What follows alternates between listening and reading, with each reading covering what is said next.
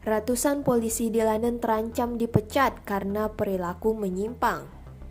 Ratusan polisi yang bertugas di Kepolisian Metro Kota London atau Met terancam dipecat karena menjadi pelaku kekerasan seksual dan kekerasan dalam rumah tangga atau KDRT. Tim internal tengah meninjau lebih dari 1.600 kasus dugaan KDRT dan kekerasan seksual yang terkait anggota Met. Terungkapnya perilaku tidak sewajarnya dari aparat penegak hukum mencuat ke permukaan setelah seorang anggota kepolisian London, David Carrick, 48 tahun, mengakui 49 dakwaan yang dituduhkan kepadanya. Separuhnya adalah dakwaan pemerkosaan yang dilakukan terhadap 12 orang perempuan selama 2 dekade terakhir. Terungkapnya perilaku menyimpang Carrick membuat Kementerian Dalam Negeri Inggris meminta polisi melakukan investigasi internal terhadap setidaknya 43.000 perwira dan seluruh anggota kepolisian di negara tersebut. Komisaris Met London, Mark Peter Rowley, yang baru saja memimpin kepolisian London dan tengah memimpin proses pembersihan Selasa 17 Januari 2023 mengatakan, timnya tengah menyelidiki sekitar 800 petugas atas 1.000 klaim pelecehan seksual dan KDRT. Banyak pekerjaan akan hilang sebagai bagian dari proses penyelidikan internal ini. Saya memiliki puluhan ribu petugas laki-laki dan perempuan yang luar biasa.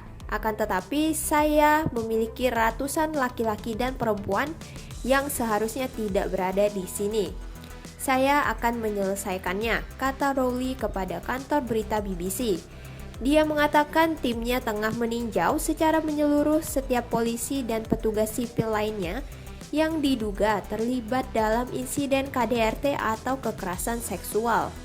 Rowley telah mengakui bahwa institusi yang kini dipimpinnya yang seharusnya bertugas menjaga keamanan dan kenyamanan warga telah membuat warga London, terutama kaum perempuan, kecewa.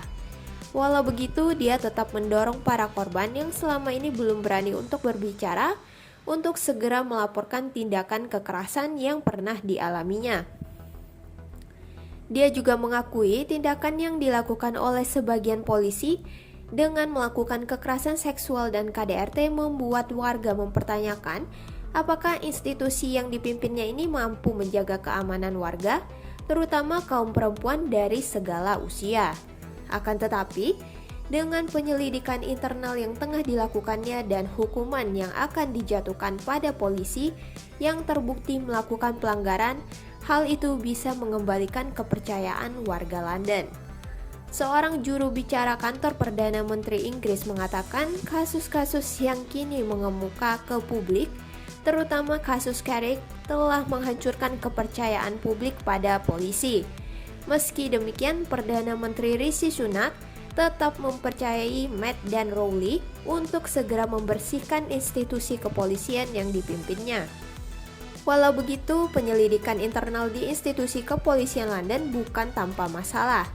Lembaga yang membantu mengawasi perilaku polisi atau Independent Office for Police Conduct atau IOPC juga tengah diliput skandal setelah direkturnya, Michael Lockwood, mundur Sabtu akhir pekan lalu.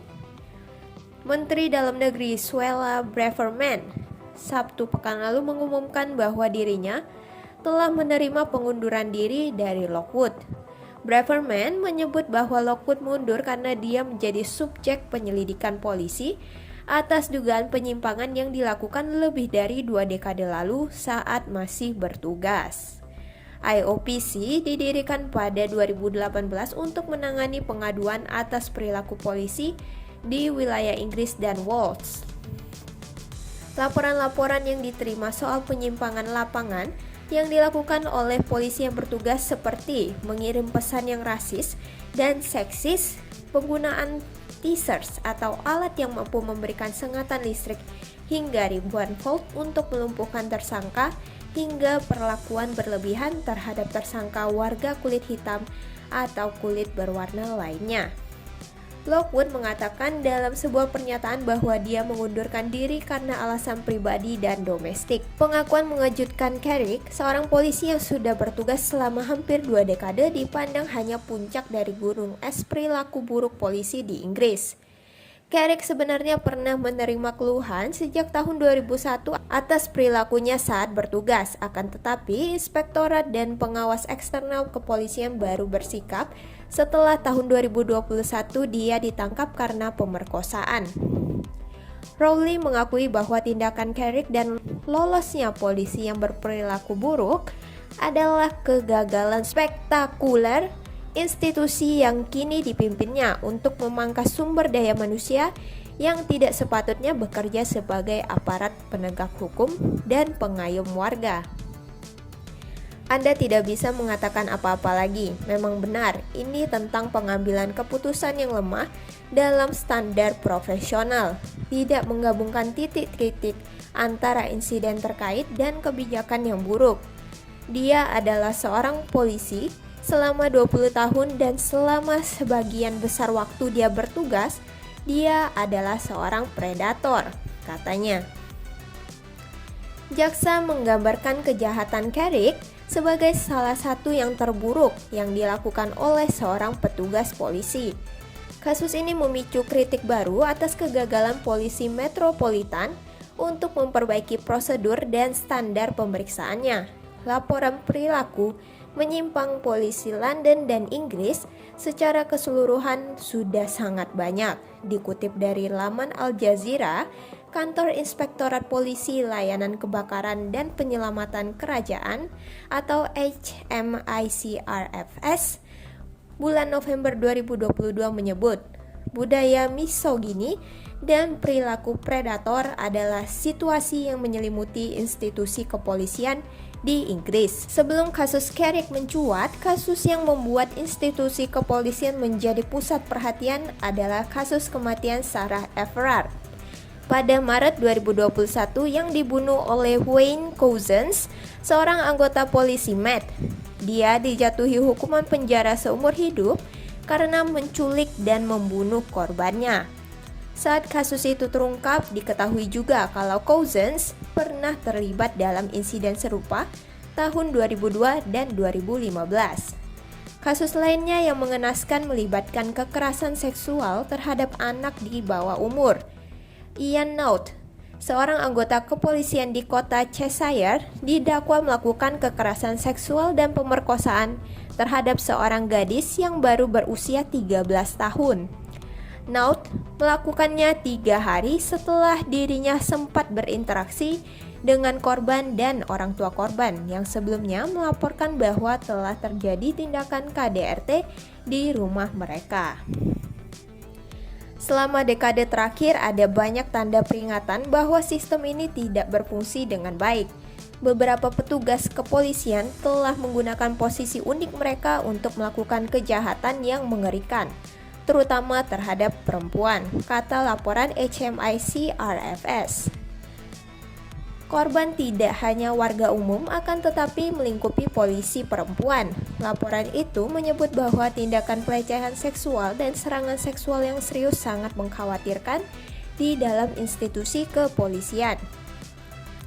Kami menyimpulkan bahwa terlalu banyak perempuan pada tahap tertentu dalam karir mereka mengalami perilaku seksual, sebut laporan itu. Inspektur Utama Matt Parr mengatakan sangat gampang bagi individu yang memiliki kecenderungan berperilaku menyimpang atau pada masa lalunya melakukan kejahatan untuk bergabung dengan institusi kepolisian. Hal ini tentu saja menimbulkan pertanyaan tentang bagaimana proses rekrutmen tersebut meloloskan individu-individu yang sebenarnya tidak layak untuk menjadi pelindung dan pengayom warga. Laporan tersebut menyatakan kegagalan sistemik dan pendekatan yang tidak memadai untuk menetapkan dan mempertahankan standar dalam dinas kepolisian. Terlalu mudah bagi orang yang salah untuk bergabung dan tetap menjadi polisi. Jika polisi ingin membangun kembali kepercayaan publik dan melindungi petugas wanita mereka sendiri, pemeriksaan staf harus lebih ketat dan pelanggaran seksual ditanggapi dengan lebih serius, kata Parr.